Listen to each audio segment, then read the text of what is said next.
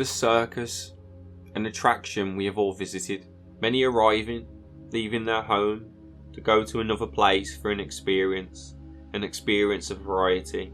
Some acts you will enjoy, others you won't. Some laugh, some cry, some are sick, some are horrified.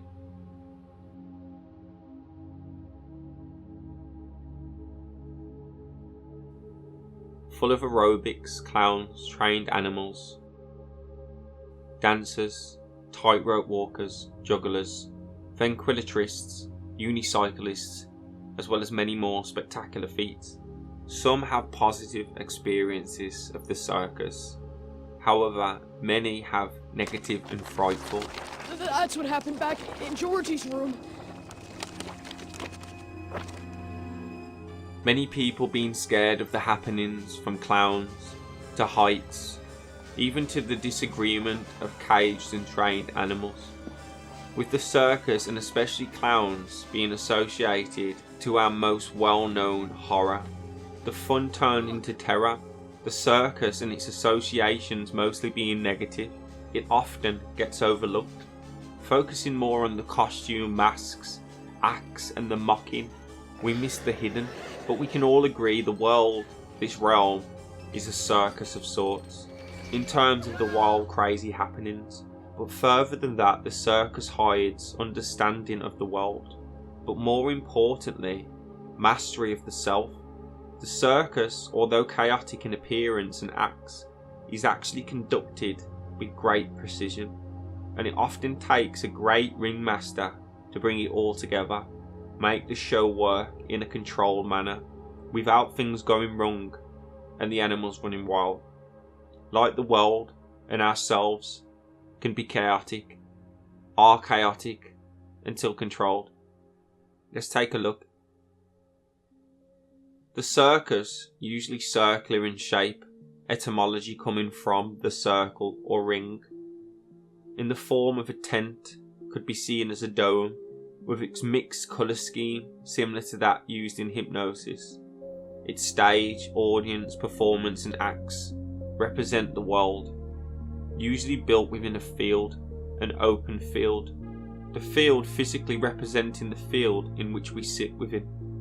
But this also represents man, woman, human, with the tent being similar to the temple or house that houses the self, again with the centre, the stage of now, presence, the audience or observer, aspects of oneself, actors, life's obstacles and tasks, the mental, emotional and physical obstacles and tasks we face in life and in our own lives.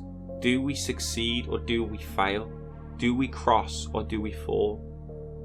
Both the realm and the self heavily being influenced by the ringmaster. The ringmaster, the boss of the show, the circus. The ringmaster introduces the acts. Ladies and gentlemen, boys and girls. Come one, come all, see the best circus in the world. Come see the most incredible performers of all time. Come see the things you can't see anywhere else. Come see the strongest man in the world. Part performer, part MC and master of the ceremonies, the circus ringmaster prompts the crowd to show their appreciation for the previous performer and gets them pumped and primed for the next act. Almost a manager of sorts, a controller, keeping the clowns and the other acts in order and making sure the schedule goes according. In smaller terms of the realm, the ringmasters are obviously the public cheerers such as the news, which take us from event to event, leaders and politicians, prime ministers and presidents. But higher than that, the ringmaster in this realm is the god of the realm, which some see as God and some see as Lucifer. The ringmaster, the god controlling the clowns, the stage, the happenings. We could call it the puppet master. What I will say is the inner is pure and the outer is almost a reflection or a refraction of that, an illusion or an inversion. So the God within is 100% the true one, The one of the realm, therefore, is an inversion of that, often to deceive one away from the true self, the true God. And in terms of yourself, it is the master of the mind. Most don't have a ringmaster, or they have a poor one. They let their mind, their circus, run wild with little control over the subjects, until one learns to become a master, have mastery of the self. In this case, he is a master of all the acts, for we must master all aspects within ourselves to become a true master. The clowns which we touched upon are one of the most recognisable and fundamental parts of the circus act. A main part of the event, they entertain the crowd while the arena is being prepared for other artists. In our realm, this can be compared to the actors, music artists, celebrities and famous peoples of all types, politicians and royals, all playing a part. This is gonna be the song of the summer on God.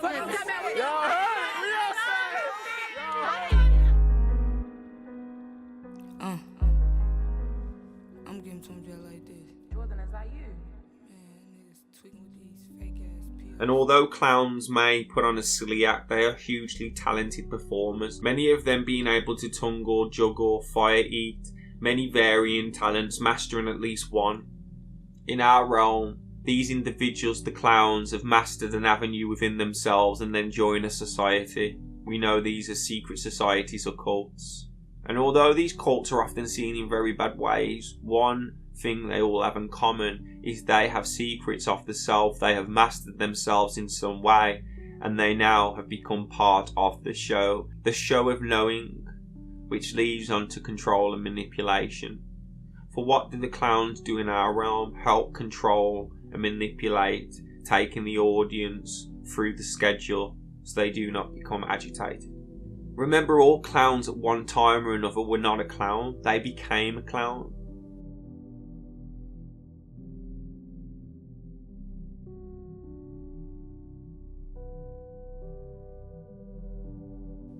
The clown could also be compared to the fool playing the fool. The clowns, however, controlled by the ringmaster. In our case, we have identified the ringmaster. In terms of the self, the clowns are key aspects of the personality in the self. Within the circus, we are all aspects. We are the spectator, the clown, and most importantly, the person undergoing the trials, the person taken in from the crowd. The circus hiding and masking, the mastery and secret to the self. Let's explore some of the acts. With the self being most important, I will talk about the acts in terms of the mastery of the self, rather than comparing them to the realm. And also from the perspective of light and not dark. As spoke about earlier, the circus mostly referred to the dark. This is going to be spoke about from the side of light mastery. But remembering everything has a dual nature, and there is both the light and the dark. Juggling. Controlling the aspects within oneself. Notice how they always start with one, and this would be related to our chakra, a great visual representation starting at the lowest, the root chakra, starting with 1 until building to 2, to 3, to 4, to 5, to 6, to 7. Mastering control, being able to juggle and control various aspects within oneself at one time, not having to put a ball down. This is very similar to the slipping plates or the spinning of plates, starting with 1 plate spinning, rising that number from 1, 2, 3 and onward. The balancing of oneself and the aspects within one. Again, this is in relation to light mastery. For me, it's easy to see the dark side that juggling could be compared to. The system that we are put into, the juggling of work, self-care, money, success, fortune, materialism, wealths and riches. It could be seen on the dark side that they give us all these aspects that we do not require from outside sources and programming to keep us away from the stillness of ourselves. And it works on both levels. But again, the light is more empowering. Any type of animal show within the circus, any type of animal, whether that be lions, seals, horses. He's highlighting the animal aspect within man that must be controlled, must be tamed, must be mastered. And the varying animals represent varying aspects within ourselves. The lion being one of those main aspects, often associated with anger, power, and force. The mightiest of mightiest being controlled and tamed. What is the dark side to this? The animal consumes you. The desires and wants and animal instincts take over. The contortionist.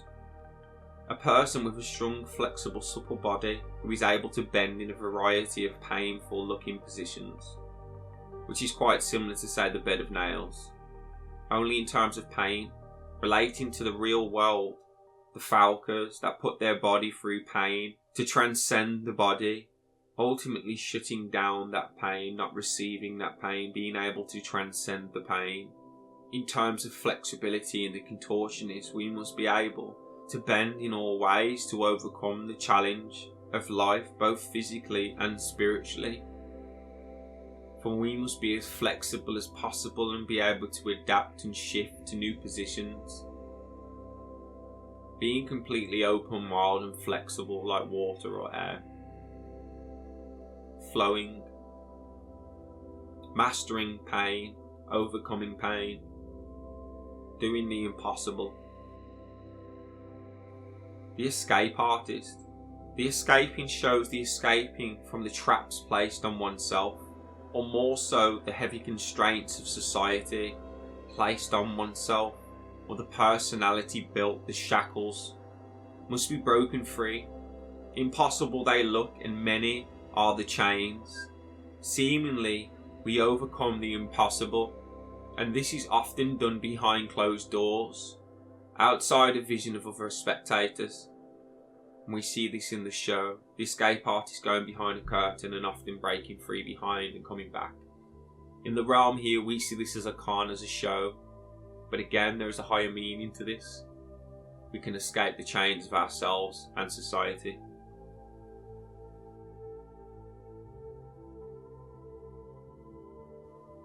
The custard pie in the face. Straight away, humiliation. In the obvious sense, yes, but what's deeper? The custard pie covers the face, almost masking the face, and it's a mask that others laugh at. And being pied is an anagram of died if we flip the P, meaning an aspect has died. Two ways this could be. The original man was covered by a new identity, the pie, usually blank, or the mask has been covered by something more refined and pure, the pie. But back to humiliation, something we must take. Humiliation, and laugh at our own silliness in life, not take things too serious, for we are only judging ourselves. The freak show. The freak show for me shows the variety of difference in our world, often considered ugly, but just different. The freak show should learn us to accept the ugliness of life, and that the most unpleasant things can also give us comfort. To see they are unaccepted and different, like many people of the world, pushed out, outsiders, shamed and bullied. They represent aspects within ourselves, shattered parts, things that haven't grown correctly, things that have broken, things that have died. Fire eating or breathing. To eat fire is to put fire within and doubt the flame, cancelling the fire internally. For we must go within with fire or desire and want, to put out that fire, desire and want. And by doing that internally, it makes you spectacular. For there is something that not many others can do. Overcome the external fire of want and desire.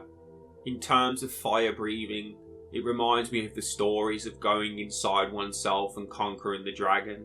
Stories and myths we have all read of children.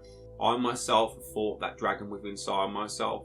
and once the dragon is controlled and tamed, ultimately you can breathe its fire and have control of that fire at will.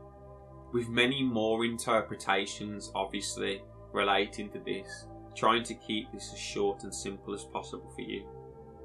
Knife throwing. Knives are usually thrown skillfully at another, only to miss, but with the fear they will hit. This shows me and tells me the message is trust life. Many things will be thrown at you. Have faith in the thrower, which is God, which is life, and that they will miss you, for the thrower is a master, learning you lessons, but in the end, realising there was no need to be fearful, as no one was actually hit. The person in turn becoming a master thrower himself, knowing where to throw the knife and how, teaching others, missing them with the knife and teaching them about life. This is the story of the student becoming a master himself. For each aspect of the circus, if we master a part of ourselves. From great heights to tight ropes, we play out the balancing act of life, seemingly from great heights, unknowingly and beneath. We fear there is much to lose. We pass from one side to the other, balancing. At times it seems we will fall, but we cross successfully, after many times of falling before. This is life, the mastery of the circus of life and oneself, controlling the clowns within himself, the animals within himself, all the acts and activities within himself are but avenues. For you are the ringmaster, and you must take control of the show.